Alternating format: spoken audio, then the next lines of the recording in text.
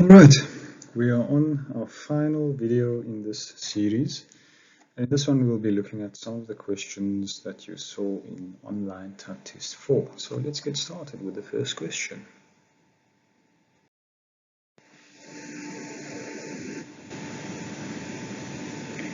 So the first question asks you to calculate a confidence interval for mu. The question reads as follows. After interviewing 30 third-year econometric students, it is found that the sample mean of their final mark is 60 and the variance is 64. Find the 99% confidence interval of the population mean.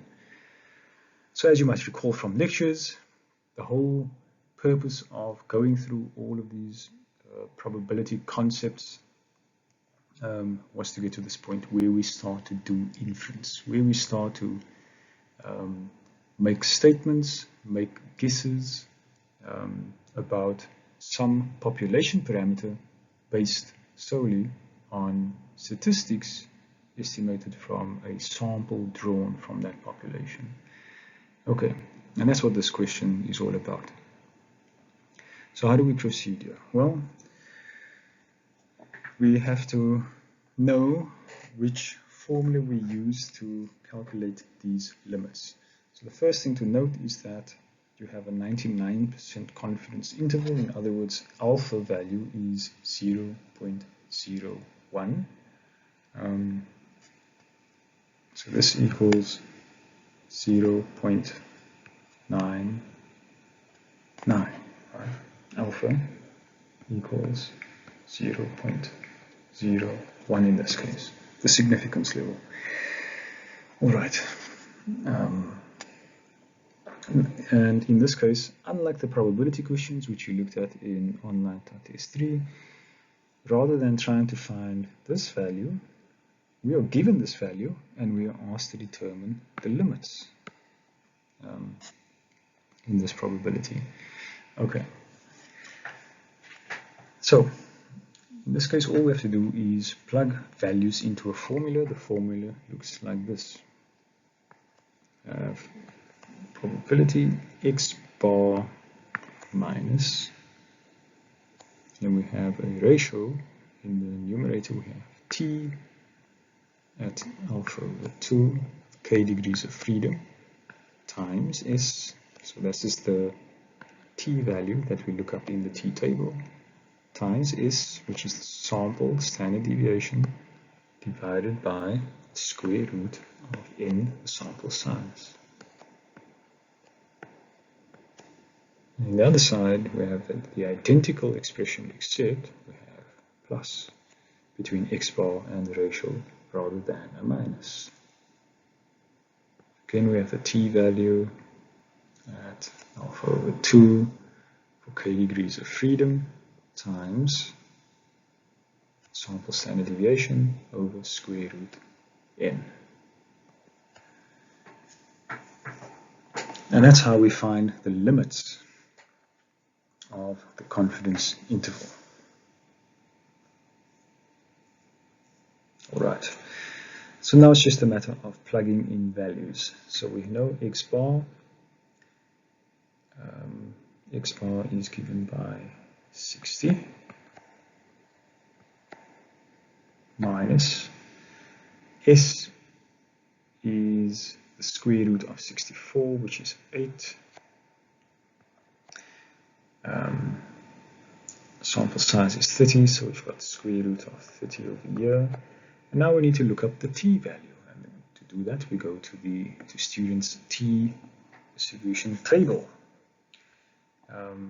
Degrees of freedom here are 30 minus 1, which is 29, and the significance level is 0.01. So in the t table that you are given, the pink one, you'll be looking at the bottom row of the bottom value in the very top row equal to 0.01, and in the leftmost column you'll be looking for the value 29, and you'll see which t value lines up with those two respective values.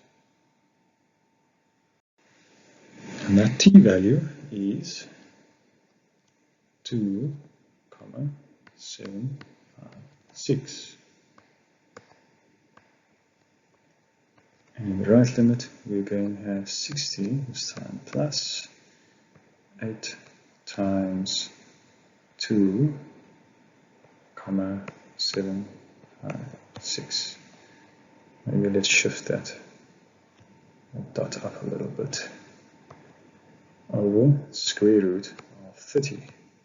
And once we've simplified this, we end up with confidence limits of 55.9746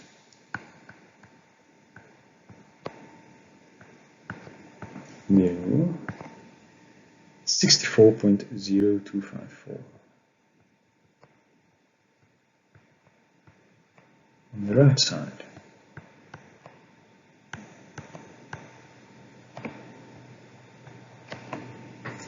Okay, so that's the solution. Those are the numbers you were required to input into these spaces over here. So how do we interpret that? Now we've got a confidence interval of 55.9746 and 64.0254 equals 0.99 or 99%. Now, does that mean that the population parameter mu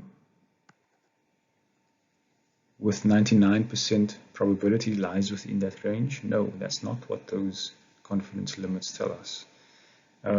This is one confidence limit that we've estimated. And as you know by now, in dealing with sample data, these limits will change in all likelihood for every sample drawn, even if it's also a sample of size 30. Each time we draw a sample of size 30, we might obtain a different mu, we might obtain a different sigma square, and we'll therefore obtain different confidence limits. So when we determine confidence limits, we are saying that in 99 out of 100 confidence limits that we estimate, we will expect to find the true value of mu. 99 out of 100 instances of doing this exercise. This exercise being drawing a sample of 30 third-year econometric students, finding their mean, final mark, finding the sample variance, and constructing confidence limits. If we do that over and over and over many times, we would expect that in 99 out of 100 times we will find the true mu. Now, we've done it once. We've got one left confidence limit, lower bound limit, and one upper bound limit over here. Is this one of the 99 out of 100? We don't know. So we cannot say that mu definitely lies within this range. All we can say is that if this confidence limit is one of the 99 out of 100, then mu lies within that range. And that's how we can interpret those confidence limits.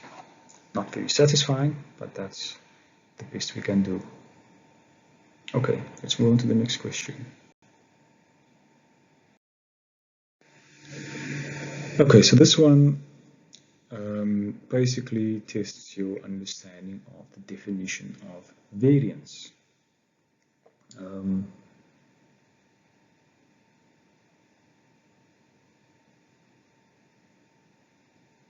So here you have the variance of a random variable x is given by, and then you're given a bunch of expressions, and you're supposed to choose the correct answer among the 5 expressions given to you.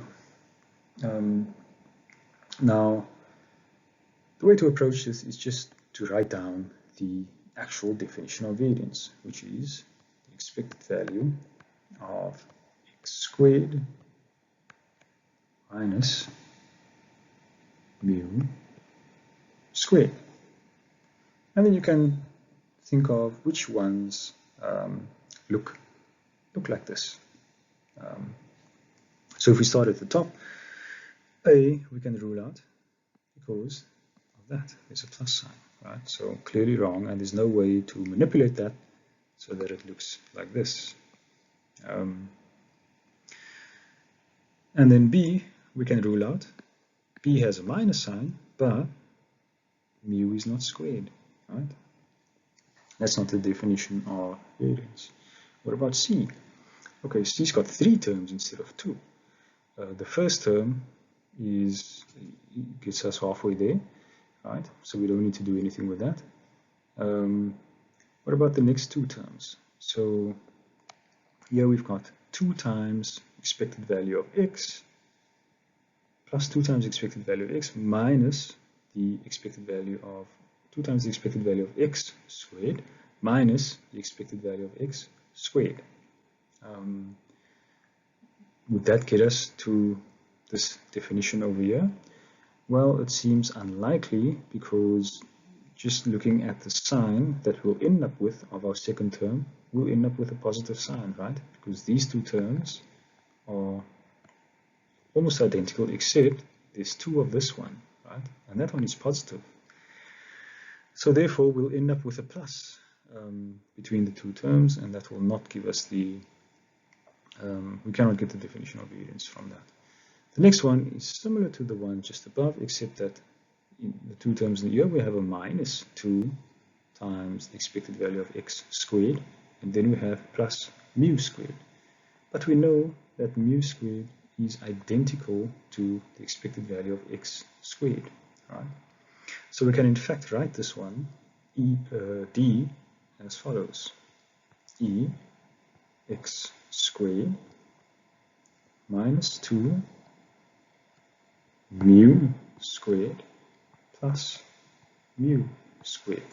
And now we've got 2 clearly like terms, and simplifying, this becomes expected value of x squared minus mu squared, which is our definition of variance. So correct answer here would be D.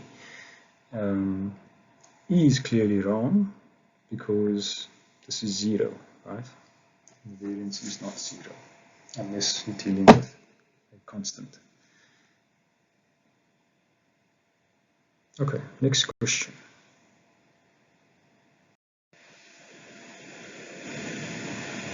So this question reads: the estimator x bar is an unbiased estimator of mu because... Now this really just tests your understanding of the properties, or one of the properties of estimators, specifically the unbiasedness property. When is an estimator an unbiased estimator of some population parameter? And if you recall from lectures, you'll remember that an estimator is unbiased if the expected value of that estimator is equal to the population value. In other words, the expected value of x bar, remember this little expression in brackets there, it's just x bar. The expected value of x bar is equal to mu. Not the expected value of x is equal to mu, not x bar is equal to mu. X bar is something that varies.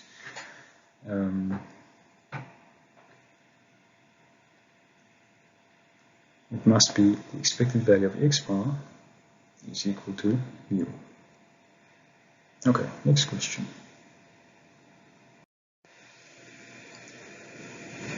This question asks you to distinguish between 2 statistics.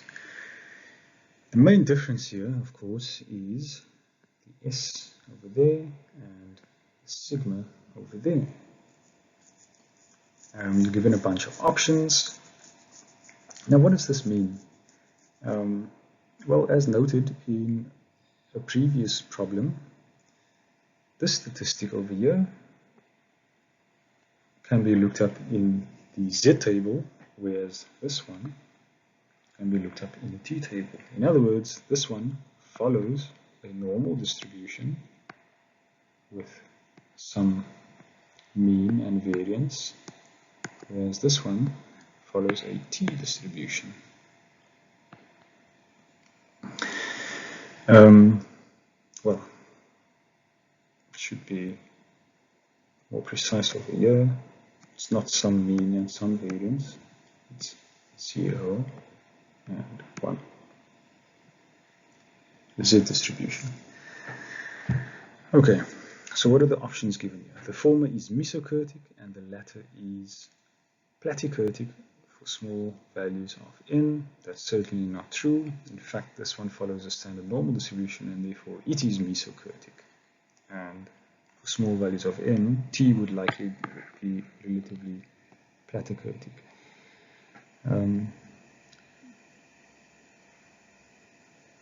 B, the former is an estimator of the latter. No, that's also not true. The former follows student's t distribution and the latter follows the standard normal distribution. That we've just determined is the case. The former follows the standard normal distribution and the latter follows student's t distribution. Clearly not true, just the opposite of the previous statement. E, the former is a statistic and the latter is a parameter. So certainly C is the clearest statement that we can make about the distinction between those two statistics.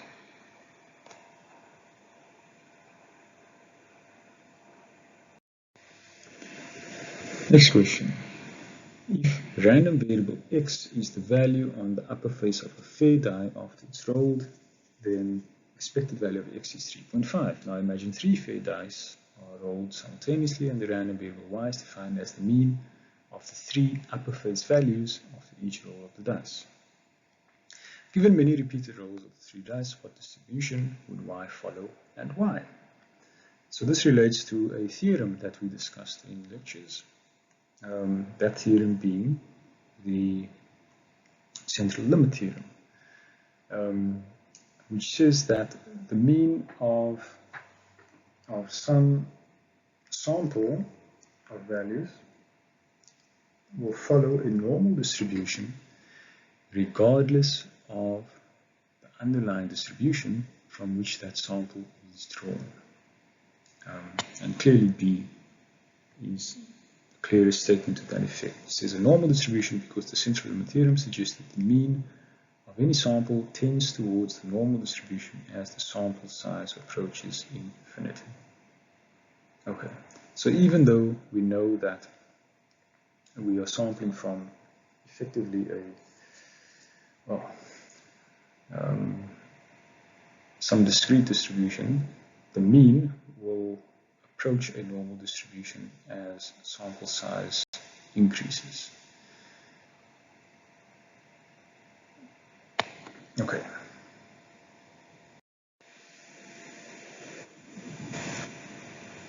Next question, choose a correct statement, the correct statement below. A confidence interval should be interpreted as stating the probability that the parameter lies within a given range. Already indicated that is not the case. A confidence interval is a range of point estimators. No, it is an interval estimator. Confidence interval is an example of interval estimation for x bar. Well, x bar is not the only variable that can be estimated with confidence intervals. A confidence interval provides a range of possible values of an unknown parameter. Now, that seems to be a fairly good description of confidence interval. And then for E, a confidence interval gives the degree of confidence that an estimator determines the value of a statistic. Also not necessarily the case. So the best description there, or the best candidate for a correct statement would be D. A confidence interval provides a range of possible values of an unknown parameter.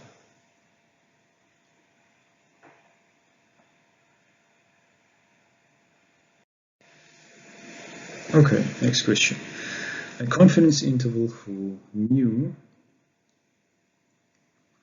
say probability that mu lies between two numbers a and b with a significance level 0.01, as the following interpretation. A, the probability that mu takes on a value between numbers a and b is 99%. So as suggested in an earlier problem, not the case. B, the probability that mu lies outside the bounds of a and b is 99%. Clearly a bogus statement. If 100 confidence intervals are constructed, the probability is 99% that mu is enclosed by the numbers a and b. Not true. In repeated sampling, the construction of similar confidence intervals will enclose mu 99 out of 100 such constructions. That is the best description of confidence, of the interpretation of confidence intervals so far. Let's look at E. The probability P that mu lies within the range between numbers a and b is given by P between 0 and 1. Definitely not true. Once we've estimated confidence limits, given that the parameter value, in this case mu, the mean, is some number, it either lies within that range or it doesn't. There's no probability that it lies within a given set of limits. So the best answer here would be D.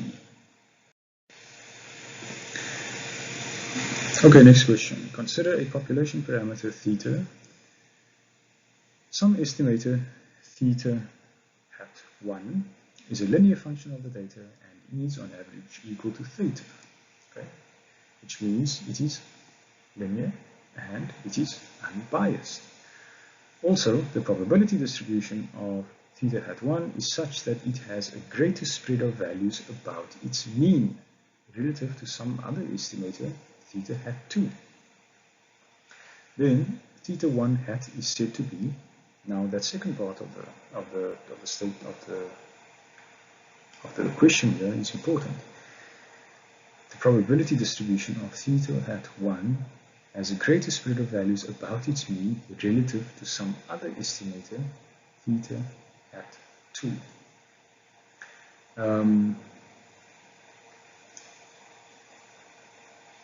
Now,